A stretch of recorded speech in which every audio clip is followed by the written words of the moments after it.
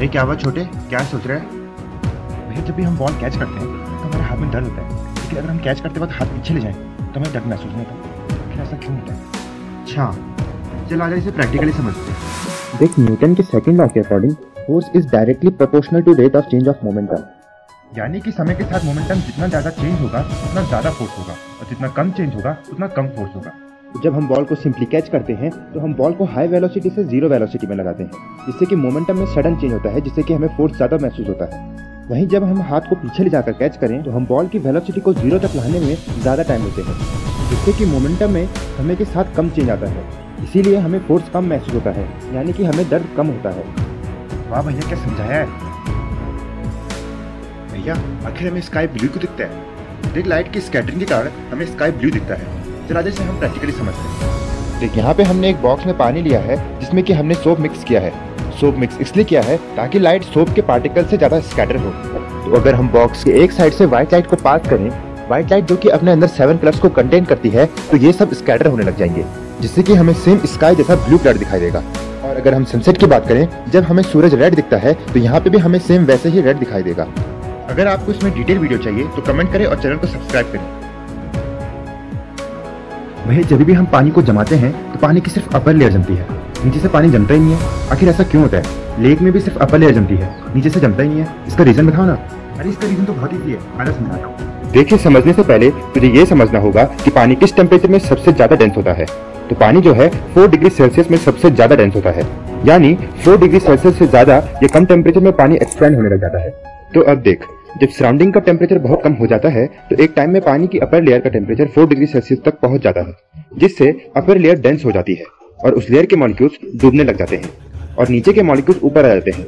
ये प्रोसेस चलती रहती है जब तक पूरी वाटर बॉडी का टेम्परेचर 4 डिग्री सेल्सियस ना हो जाए। इसके बाद अब जो मॉलिक्यूल्स टॉप में होते हैं उनका टेम्परेचर सराउंडिंग के कारण 4 डिग्री सेल्सियस से भी कम होने लग जाता है, जिससे वो अपर लेयर एक्सपेंड होने लग जाती है और फिर वो मॉलिक्यूल्स सिंक नहीं होते, जिससे वो अपर लेयर के मॉलिक्यूल्स ऊपर ही रहते हैं और जम जाते हैं। इसलिए हमेशा पहले वाटर की अपर लेयर जमती है।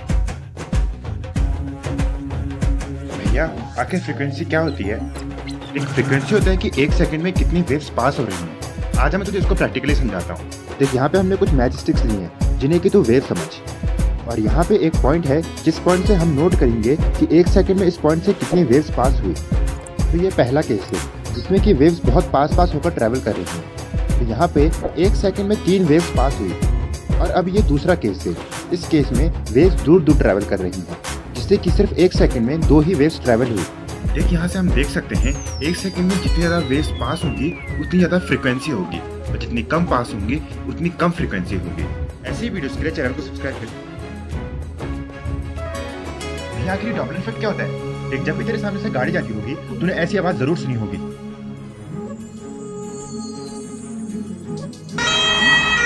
हाँ भैया सुनी है। हाँ, तो ऐसा डॉपलर इफेक्ट के कारण होता है। आज हम इसको प्रैक्टिकली सुनाएंगे। देख, मैं फोन में एक साउंड प्ले करूंगा और तेरे सामने से बहुत स्पीड से जाऊंगा, तो हमें वैसी ही आवाज आएगी जैसे कि गाड़ी में आती है। तो देख, नॉर्मली साउंड वेव कुछ इस तरीके से ट्रैवल कर रही थी, लेकिन जैसे ही हम चलने लगे तो सपोज फर्स्ट वेव यहाँ पहुंची, तो सेकंड वेव जब तक निकली होगी हम भी कुछ डिस्टेंस कवर कर चुके होंगे, जिससे कि फर्स्ट वेव और सेकंड वेव की डिस्टेंस बहुत ही कम हो चुकी होगी, जिससे कि फ्रीक्वेंसी डिक्रीज होगी। इसी कारण से फ्रीक्वेंसी में चेंज आने के कारण हमें ऐसी आवाज सुनाई देती है। ऐसी वीडियोस के लिए चैनल को सब्सक्राइब करें। भैया आखिर एयरप्लेन उड़ते कैसे हैं? देख, इसे हम बर्नौलीज थ्योरम से समझ सकते हैं। इस थ्योरम के अकॉर्डिंग जहाँ किसी फ्लूइड की स्पीड ज्यादा होगी वहाँ प्रेशर कम होगा, और जहाँ फ्लूइड की स्पीड कम होगी वहाँ प्रेशर ज्यादा। तो इसी थ्योरम को ध्यान में रखकर एयरप्लेन के विंग्स का डिजाइन बनाया जाता है, जो कि कुछ ऐसा होता है। तो जब एयरप्लेन चलता है तो एयर विंग्स को इस डायरेक्शन में हिट करती है, और इस डिजाइन के कारण ऊपर एयर की स्पीड ज्यादा हो जाती है, क्योंकि उससे ज्यादा डिस्टेंस कवर करनी होती है, जिससे ऊपर प्रेशर कम होता है, और नीचे ऊपर के कंपैरिजन में एयर की स्पीड कम होती है, जिससे कि यहाँ प्रेशर ज्यादा होता है, और इसी प्रेशर के कारण एयरप्लेन ऊपर उड़ता है। अरे वाह, अगर आपके भी ऐसे क्वेश्चन है तो कमेंट करें और चैनल को सब्सक्राइब करें।